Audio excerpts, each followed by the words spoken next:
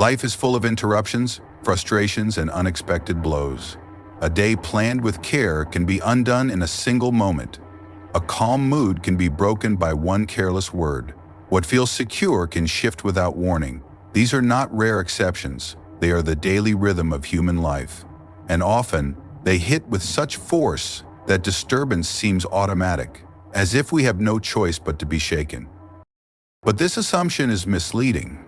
The truth, as Marcus Aurelius reminds us, is that disturbance is never in the event itself.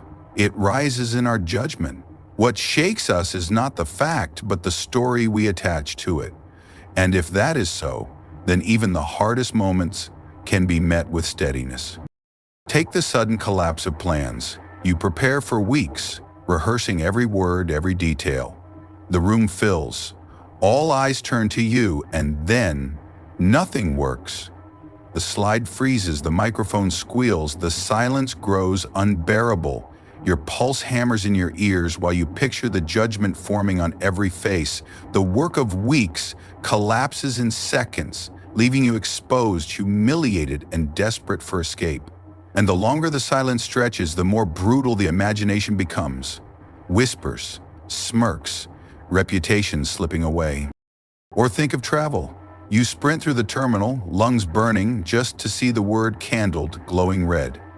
The crowd surges at the counter, voices sharp, tempers snapping. Hours stretch before you, each minute a reminder of the meeting you'll miss. The plans now unraveling. Strangers curse the airline, others weep into phones, and you stand caught in the same storm, helpless, angry, and burning with the thought that your time has been stolen. Every new announcement twists the knife deeper, and the clock becomes an enemy you cannot fight. Or consider silence where you expected connection. A message that mattered never arrives. One day passes, then two. The absence grows louder than any reply could be. You check your phone in the middle of the night, scroll the thread again and again, chasing an answer that will not come. Each moment of waiting feeds the suspicion you have been ignored, forgotten, perhaps even rejected. The mind twists silence into a verdict, and the weight of it presses on every other part of your day. The smallest vibration sends the heart racing, only to collapse back into disappointment when it is not the name you hoped to see. Each of these moments spirals quickly, feeding on itself until the smallest spark feels like a fire. The broken projector, the canceled flight, the unanswered message, none of them end the world, but each has the power to dominate it. They demand attention, drain energy, and color perception so deeply that nothing else seems to matter. The heart races, the breath shortens, and the story inside grows darker with every passing thought. What begins as inconvenience swells into a full storm, and you find yourself prisoner to events that never asked for your permission. These are the storms Marcus Aurelius knew well, not in the specific form of machines, planes, or screens, but in the universal shape of frustration, delay, and disappointment. And they lead to the essential question. If disturbance comes not from the event, but from our judgment, what then? Can judgment itself be trained to hold firm when the projector dies, when the gate closes, when the silence lingers? Marcus believed the answer was yes. And here the path begins to open. Life will never run out of failures, delays, or unanswered calls. The blows will keep coming. The question is not whether we meet them. The question is how. The root lies in the speed of human judgment. An event occurs, and instantly the mind attaches labels. Unfair, disrespectful, intolerable.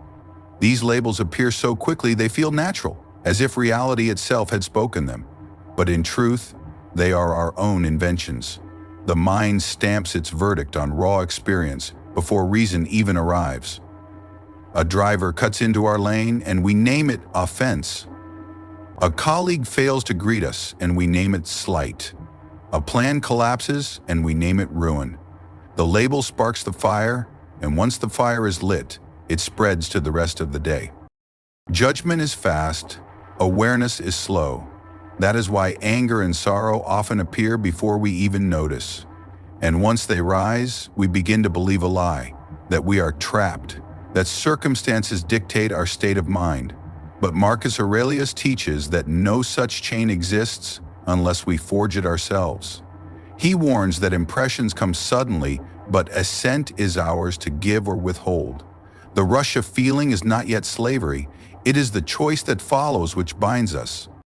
Underneath lies a deeper drive, the desire to control what cannot be controlled.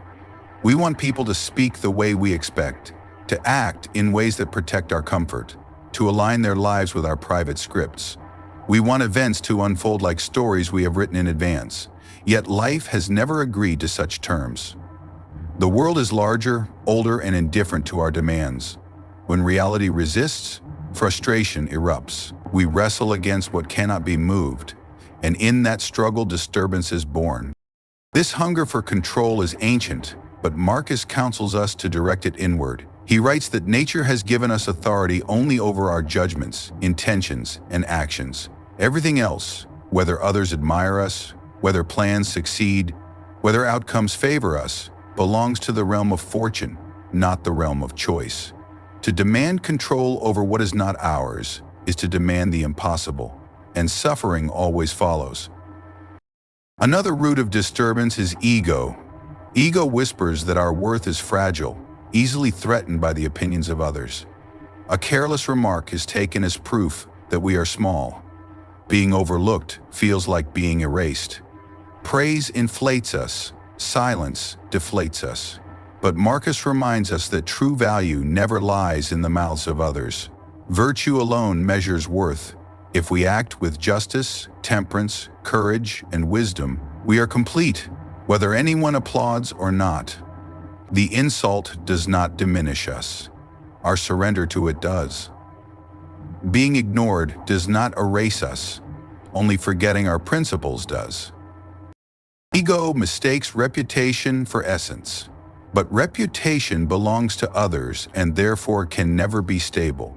Marcus cautions himself again and again, do not waste what remains of life on what others think.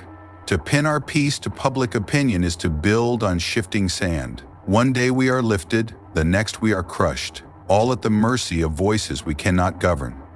The only stable foundation is inner virtue, which no insult, no silence, no neglect can touch.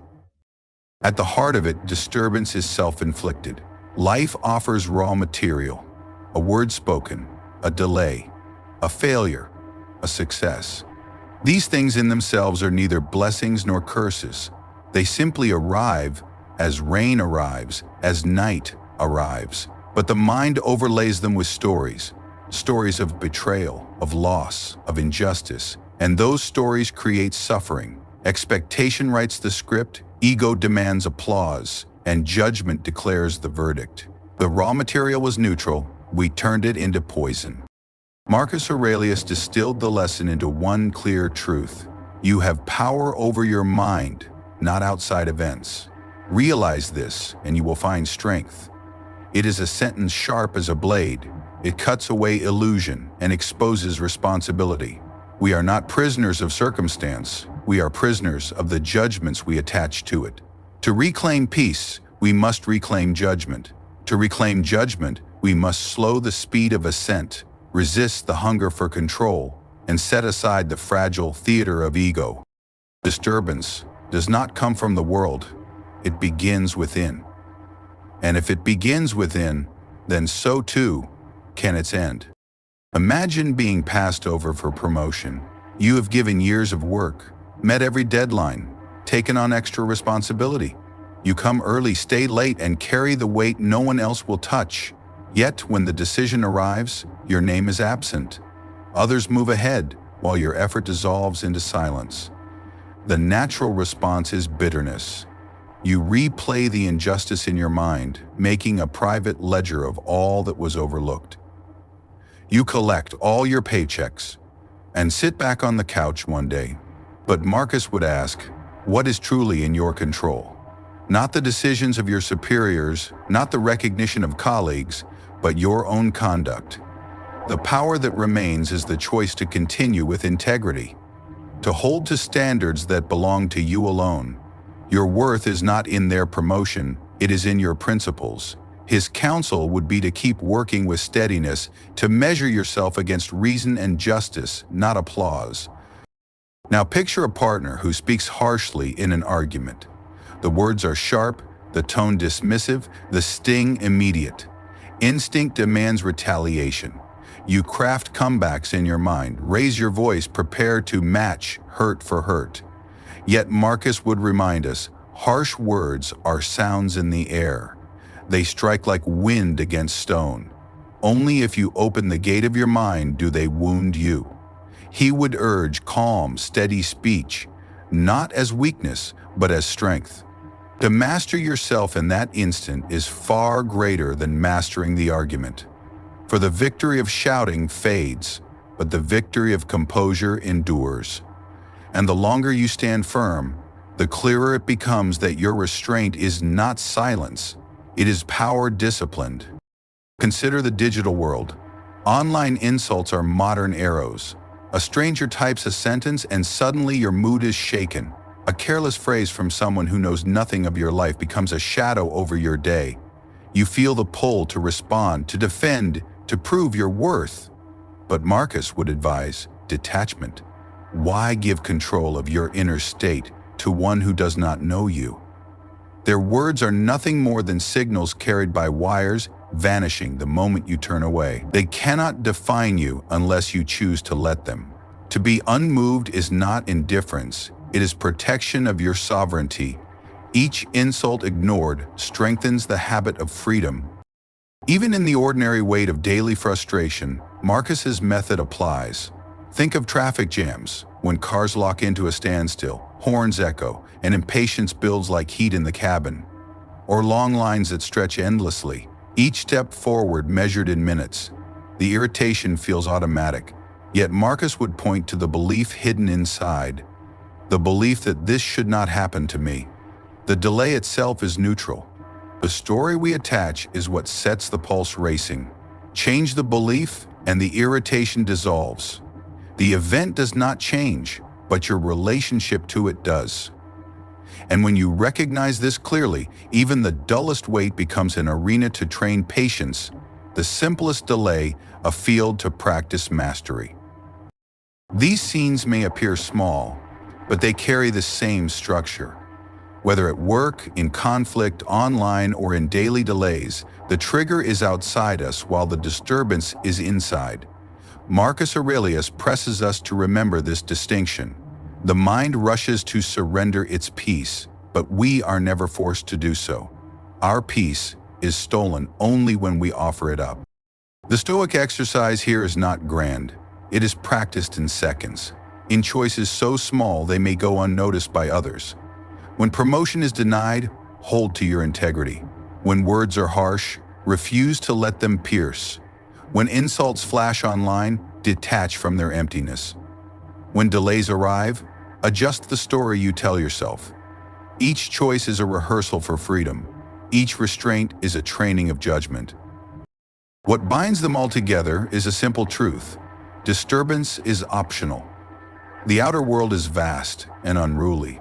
It will never move according to our wishes, but the inner world can be governed if we are willing to train it. Marcus calls us back to that task again and again, not to erase insult, failure, or delay, but to meet them with steadiness. For in that steadiness lies the strength he promises, the strength that no circumstance can command. The Stoic view is simple yet radical. Events are neutral. They carry no inherent value. Good or bad exists only in our interpretation. By training perception, we train life itself. Marcus insists that the only true good is virtue, wisdom, justice, courage, and self-discipline. The only true evil is vice, ignorance, injustice, cowardice, and indulgence. Everything else, wealth, fame, pain, insult, is indifferent. It matters only in how we use it. One of Marcus's practices was to pause before giving assent to impressions. When anger rises, he would stop and examine, is this really harmful, or is it only my judgment? By delaying assent, he broke the chain between event and reaction. This is how he acted, as if nothing bothers him. not because nothing touched him, but because he chose what to admit into his soul. He often wrote of the inner citadel, a fortress of the mind untouched by external forces. Disturbance cannot breach this citadel unless we open the gates. To act undisturbed is to guard this fortress with vigilance, letting only reason, justice, and discipline enter. To say events are neutral is to refuse habit's shortcut. Perception is an active craft, not a passive recording. The lens can be polished. First, separate what happened from what you say about it. Second, correct labels that overreach. Third, orient action toward what virtue requires now. This rhythm, separate, correct, orient, turns philosophy into method. Virtue, for Marcus, is function, not ornament. Wisdom discerns fact from story. Justice gives others their due. Courage holds steady amid pain or risk. Self-discipline restrains appetite and impulse. Indifference remain tools.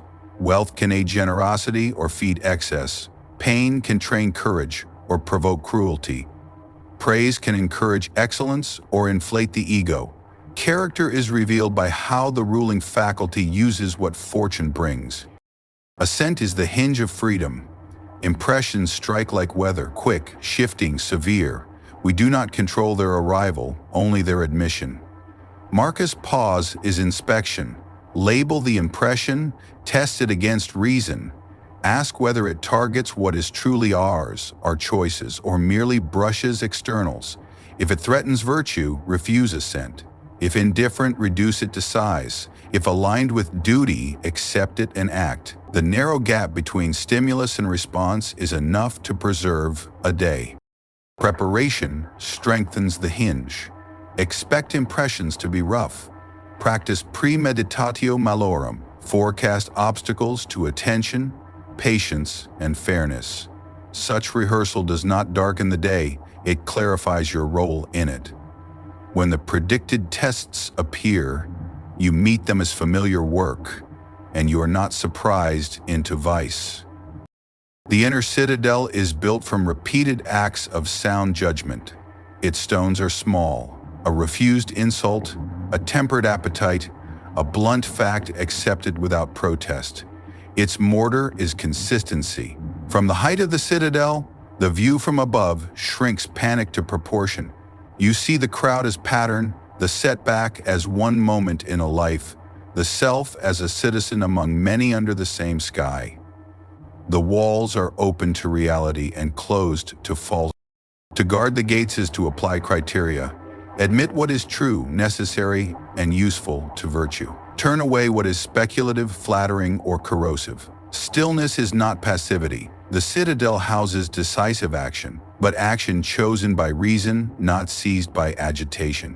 When the gates stay well kept, disturbances exhaust themselves outside. They become background weather rather than sovereign commands. This is the Stoic economy of attention. Spend attention only where it returns virtue. Do not invest in rumor, in praise, or in rehearsals of grievance. Direct it to judgments that can be corrected, choices that can be made, duties that can be fulfilled. The practice is austere, but it liberates. Much that once ruled you was never yours to obey. Training perception is not ornament. It is mental survival. Events remain uncertain, shifting, often hard. Yet your interpretive act can be simple, honest, and firm. Guard assent. Hold to virtue. Maintain the citadel. You will not erase the world's blows, but you will deny them the right to govern your soul. In this discipline, serenity is not a mood but a decision, repeatedly renewed, the steady preference for what is up to you over what is not. Marcus Aurelius knew that the mind is quick to judge, quick to declare, and quick to surrender to anger. He disciplined himself to slow that process. In meditations, he often reminded himself that insult is only sound, delay is only time, and loss is only change. By naming things as they are, he stripped them of the poison that judgment adds. This was not theory for him. It was a daily practice he repeated again and again. Even as Emperor of Rome, burdened with endless trials. Take the workplace, for example. Earlier we pictured being passed over for promotion. The sting of such a moment is real, yet Marcus would remind us that the judgment "I have been dishonored" is optional. What is truly in our control is the choice to keep working with dignity, to remain aligned with justice and effort. In a world where offices and hierarchies shift, the one stable measure is the character you bring to the task. Recognition may come or not, but integrity remains yours to hold. Or consider the sharp words of a partner. In an argument, voices rise, emotions flare. The impulse is to match fire with fire. But Marcus Aurelius would urge restraint. He would see those words as air shaped by emotion, not as blades capable of cutting the soul. If the partner's anger reflects their own disturbance, why should you multiply it with yours? To master the urge to retaliate is to hold firm within your inner citadel, that fortress he so often described. What feels like defeat to the ego is in truth the highest form of victory. Victory over yourself. Online life adds another test Marcus never faced directly but would have understood.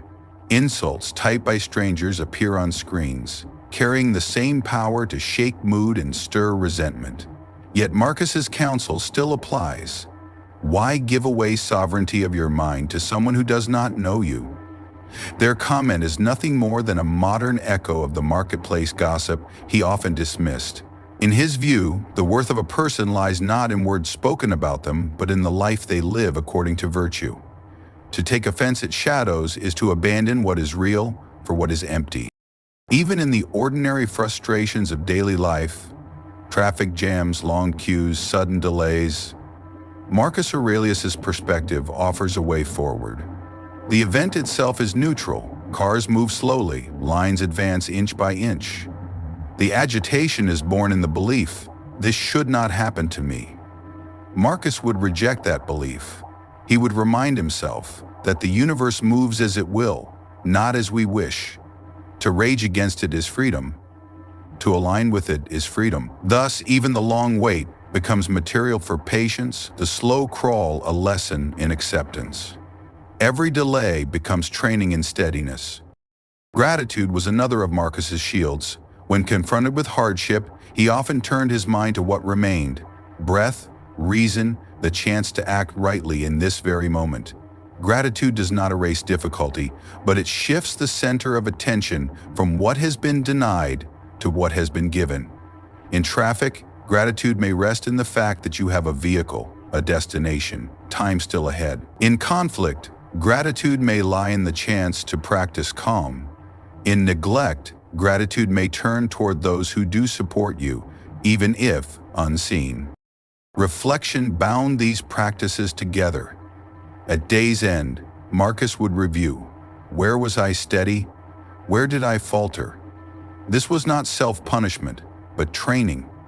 By noticing where disturbance gained entry, he could strengthen the gates of his inner citadel for tomorrow. Applied today, this practice means looking back at the meeting where recognition was withheld, the argument where anger rose, the insult that bit too deep, the line that tested patience, and seeing not failure, but opportunity to refine judgment next time. Through all these examples, one truth emerges: disturbance is not forced upon us, it is invited in by the judgments we allow.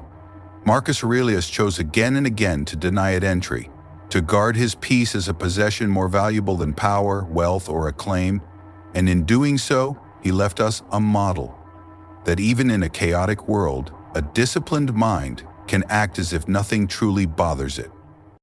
In today's world, disturbance is everywhere. Our lives are saturated with noise, news cycles designed to inflame, social media built to provoke, workplaces driven by competition, and relationships strained by endless demands. The pace is faster, the judgments harsher, the comparisons constant. For many, peace feels impossible, and yet, this is precisely the world where Stoicism proves its relevance. Marcus Aurelius lived in a world that was also chaotic. Plagues, wars, political rivalries, betrayal, and personal loss. His reflections and meditations were not written for a life of leisure, but for a life under pressure. He shows us that Stoicism is not an abstract philosophy.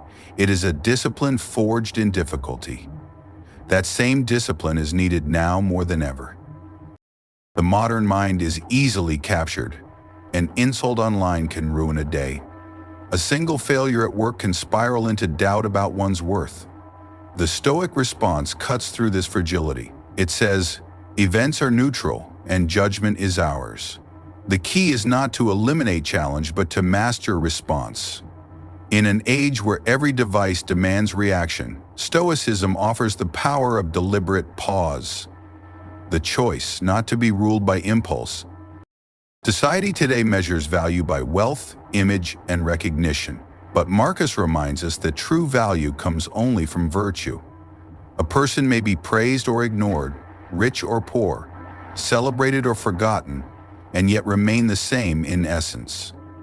By grounding worth in justice, wisdom, courage, and self-discipline, Stoicism frees us from the slavery of external approval. In a culture driven by comparison, this is liberation. Another reason Stoicism fits our time is its emphasis on universality. Marcus constantly reminded himself that all humans share the same nature. In a divided world where politics, status, and identity are used to fracture communities, this perspective dissolves barriers. To see another as a fellow human first, subject to the same mortality and fragility, is an antidote to anger and resentment. It restores compassion without losing strength. Stoicism also provides a response to uncertainty. Global crises, shifting economies, and personal instability create constant anxiety. But Marcus teaches that fear is born from trying to control what is not ours. By focusing on what can be mastered, our thoughts, our actions, we reclaim stability in unstable times. For all these reasons, Stoicism is not just an ancient curiosity, it is a practical guide for modern life. It equips us to endure pressure without breaking, to live with purpose without being consumed by noise, and to hold peace in a restless age. In the midst of today's disturbances, the Stoic path remains the clearest way to strength and clarity. To act as if nothing bothers you is not to be numb, nor to withdraw from life.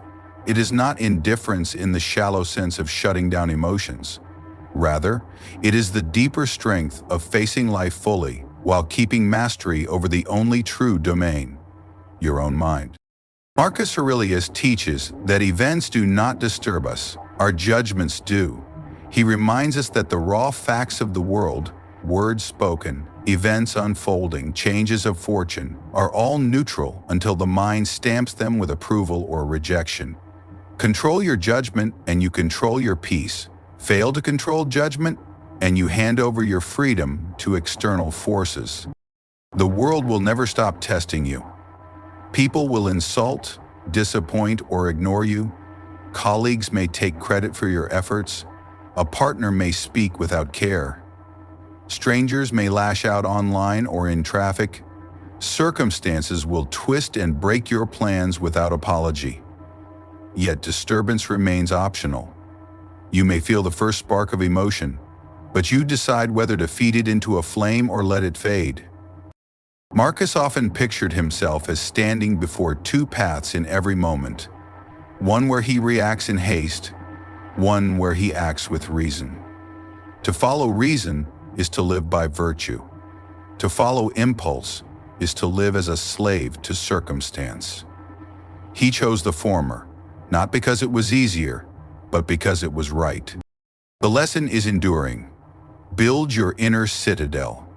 That citadel is not a wall of stone, but a fortress of perception and discipline. Guard your mind with vigilance. Train yourself to pause, to ask, is this in my control? Is my reaction helping or harming? In that pause lies freedom. In that pause lies the power to remain unshaken. Virtue is the architecture of this fortress. Wisdom to see events clearly, justice to treat others rightly, even when wronged, courage to endure difficulty without complaint, self-discipline to restrain destructive impulses. Without these, the citadel crumbles at the first blow. With them, no insult, delay, or disappointment can breach the gates. Marcus never pretended the world was kind. He wrote often of betrayal, insult, and the pettiness of others. Yet his response was not despair, but steadiness. He believed that life is training for the soul. Every trial is material to strengthen character. Every challenge is a chance to prove that the mind, properly trained, cannot be compelled to surrender its peace. To act undisturbed does not mean detachment from responsibility. It means deeper responsibility. To yourself, to others, to the order of reason. You still speak when justice demands it. You still act when duty calls. But you do so from clarity, not compulsion. You become the one who chooses, not the one dragged by impulse. Imagine living in this way. A colleague's slight becomes a test of patience, not an injury. A broken plan becomes an exercise in adaptability, not a catastrophe. A harsh word becomes empty air, unless you choose to grasp it as a weapon against yourself. This is the shift Marcus urges, to see the same world, but through the lens of a disciplined soul. The promise is not that life becomes easier. The promise is that you become stronger, not because external forces grow gentler, but because your citadel grows taller, thicker, and steadier with every act of discipline. Each time you refuse to hand over your peace, you add another stone to the fortress. To walk steady through chaos is not arrogance. It is humility before reality, accepting what lies beyond control and mastering what lies within. That is the essence of Stoicism as Marcus lived it. The unshakable mind guarded by virtue, steady amid storms. And so the final call is clear. Do not wait for the world to grow kinder. It will not. Instead, grow stronger yourself. Build the citadel. Live by virtue, not by reaction. Then, no matter what comes, you will walk steady. Not because nothing touches you, but because nothing owns you. May you begin living in a world of justice. This is your call.